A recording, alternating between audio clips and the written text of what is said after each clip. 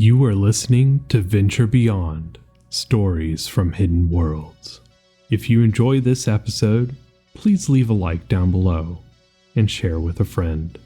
And, if you haven't already, subscribe to the show so you don't miss an episode or new series and updates. Welcome back to the dark future of the Bones of Night. Let's see what we can learn today about what happened to the crew. Can you solve the mystery of the Prospector? Number 10. Gathering Storm. Dear Investigator, I apologize in advance for the delay in getting this data packet to you. As you may already know, the Frontier Dynamics servers were targeted by what we believe to be the Federation's CyberSec Ops Corps. We are still trying to assess what data they accessed, or what they might have been looking for. However, the attack put our system in lockdown for several weeks, which, as you might expect, put all data recovery efforts on hold. Aside from this, we have been able to reconstruct several logs from the Prospector. I should note that with the sheer level of damage this part of the computer core sustained, it is a small miracle we were able to recover anything at all. Interestingly enough, our data engineers say they have used this as new training data for their recovery models, so we might see more logs being recovered soon. Respectfully, Margaret Aurelius, Director of Deep Space Mining Initiatives and Exploration, Frontier Dynamics Corporation, Interstellar. Mission Day 35. Flight Officer Dean Castillo. We are officially in low aspect FTL now, so we're looking at just under 8 days till we slip back into sublight. And then we'll have 2 days of decel till we enter the system without screaming past it at near relativistic speed. Already working through some pre-burn checks with Madsen so we can start hitting the brakes as soon as we slip out of the threshold. Things have been really tense since all that food went rotten. People are barely talking to each other, even when sitting in the mess together. I think Meredith still has Harlan in the brig to keep him safe. Thought she was being paranoid at first, but it is probably a good call. If people wanted to kill him before, they'd probably want to even more after 2 weeks of that awful slop the recyclers make. Why do the damn recyclers have to add that rancid bubblegum flavor? I'd rather taste nothing than that. Just brings back all kinds of bad memories.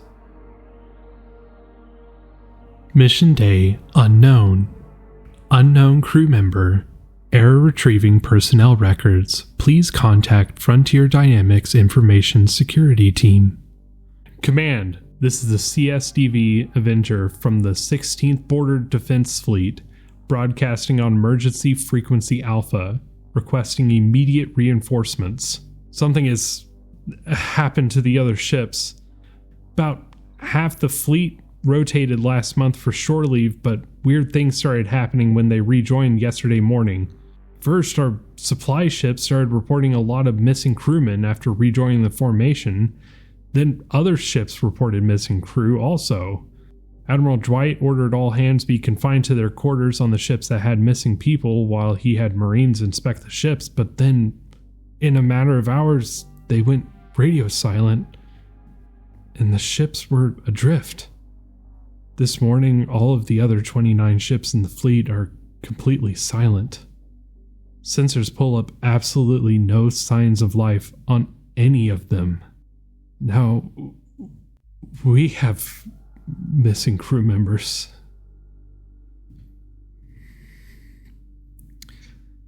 Something is deeply wrong.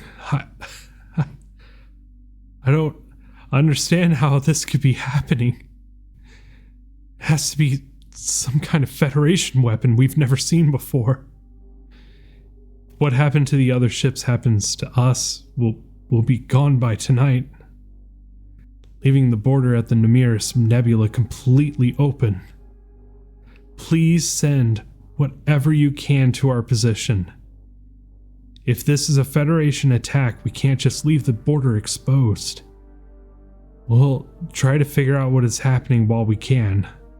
CSDV Avenger, out. Mission Day 38. Security Personnel, Meredith Andrews. Cap's been acting strange the last couple of days. He's been calling me to his cabin 4, sometimes even 6 times a night, saying he heard voices coming from the closet or the bathroom, or that someone was knocking on his door. I reviewed hours of security footage and there's nothing in the access logs either. The cabin is on the deck above the bridge, and no one but him and me have been up there past 9 p.m. every night since he started complaining. Told him to talk to Doc for a sedative since he seems to be having trouble sleeping. I swear, if this is all some play to get into my pants, I'm going to punch his lights out. I've seen the way he looks at me, and I've already turned down one of his elaborate, ridiculous offers for a date once this trip. I thought I made myself abundantly clear that we are over. We need to keep it professional. I feel terrible keeping Harlan in the brig. But it's not like I have much choice. The diggers are barely keeping themselves from attacking me to get to him. And the only reason they don't is because I'm the only one with a gun. I've been trying to keep him company, but he's an extrovert in a cage. You can imagine how much all of this is getting to him. And I can't just stay there around the clock. I think we've officially seen the end of those damned anomalies. Not a moment too soon. Crew's going through it enough with the awful food. Mission Day 42. Engineering Chief David Madsen. We're starting initial checks and prep work for slipping out of the threshold today. Travis and I have jury-rigged a containment booster for the main reactor, as well as a bypass for the primary heat sink in case it fails. To the heat sinks for the excavation lander and the emergency escape shuttle. Any excess heat will have to expel through the shield matrix. It's a really shitty solution, and could make for some pretty big problems if things go wrong. But when we slip back into normal space, the reactor will practically be redlining as we bring the sublight drive on for decel. We either have to get creative or the reactor will build up more heat than the sinks can dissipate, they melt, and we all go up in a nuclear blast in a matter of seconds. I just hope this is enough to avert disaster. Repairing the heat sinks for the lander and the shuttle will be easy by comparison, if they sustain any damage, as well as the shield matrix, since we have a lot of replacement modules for that. FD doesn't want space debris ripping their precious cargo apart, so they usually load ships with enough shield replacement modules to repair the whole matrix twice. We can't repair the primary heat sink, though. We don't have the materials or the equipment for that, which is why we needed to put the ship in for an overhaul, but we were way past that. I keep having to kill that spark of hope in me that we might actually make it through all of this. We are living on borrowed time. We shouldn't have even made it through Excel and Threshold entry. I can't keep getting lucky like this forever. I can't explain it, but I know I'm not making it back from this mission. I've known it since we left station. I probably shouldn't be working so hard to avoid this. I should just let the reactor go. It would be quick,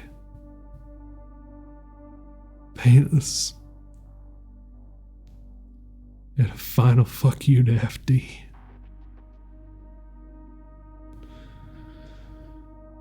But call it pride or whatever. I just can't face this with at least trying to avert disaster. At least when we go, it'll be while fighting tooth and nail against it. Mission Day 43, Executive Officer Kazuhiro Inaba. Jesus Christ, things are getting out of control. The excavation crew tried to storm the brig and get at Harlan. If Meredith didn't have the good sense to keep her office locked down and didn't have those sonic suppression auto turrets, they might have actually broken in. If she was more trigger happy, we would have had a lot of dead diggers to deal with. I don't know how she kept it together. I've ordered them confined to quarters with all privileges revoked. I'd have Meredith lock them in the brig, but it's 12 people in a space designed for 5 at the most. And that's right where they want to be anyway. I don't know what the hell Dr. Mulgrew is doing, letting his team run rabid like this. God, I wish Cap was here to get this boat under control. It's been almost 2 weeks now since he stopped reporting to the bridge. It's basically me, Scarlett, Dean, and Meredith trying to keep this thing together. I just don't understand what's going on. I don't know what to do to fix this. Dean and Meredith agree that once we get to our destination, the diggers can get their feet on the ground. We'll be in a better position. I'm not so sure. Yeah, the dig will give them something to do other than endless checks on equipment, PT, and drills for situations during the dig. But what's to say that will do anything to cool them off? I don't know. Maybe they're right, and weeks down on the surface, away from the object of their ire, will make a difference. But seems to me like it will just give them time to plan. Cap, I don't know what the fuck is going on with you, but I need you to sort your shit out and get back to business. Mission Day Unknown. Unknown crew member. Error retrieving personnel records. Please contact Frontier Dynamics Information Security Team. I saw your face, but you wouldn't see mine. It all seems so clear, cloaked in impenetrable dark. Each step I fall, rising above what cannot be surpassed. Are these memories mine? Or are they pillaged from tomorrow? Let me sleep, awake. Let me breathe, choking. Let us join, torn asunder. Next time on The Bones of Night, we have officially entered the LQI 8779 binary star system. Today is my birthday. That makes it 10 years since I've been back to Earth. We so lucky to be alive right now. We've got a major problem on our hands now.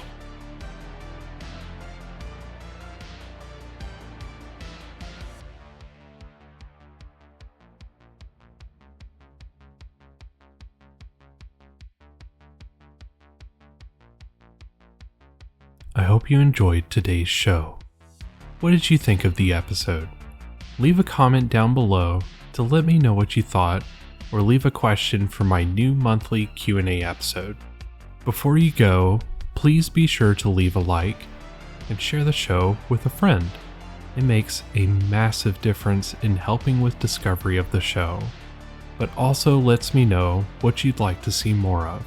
Check out the link tree below in the description to see all the different ways you can enjoy the show, or how to connect on social media and Discord. Special thanks to Fulfill Your Destiny for being a paid subscriber on Substack. Your contribution makes this show possible, and I cannot thank you enough for your support. If you would like to be featured in the show's special thanks, as well as other perks, please check out my Substack link in my link tree. Words cannot express how much I appreciate you taking some time out of your day to see what I've been working on, and I truly hope to see you again soon. Until next time, good fortune, good health, and good day.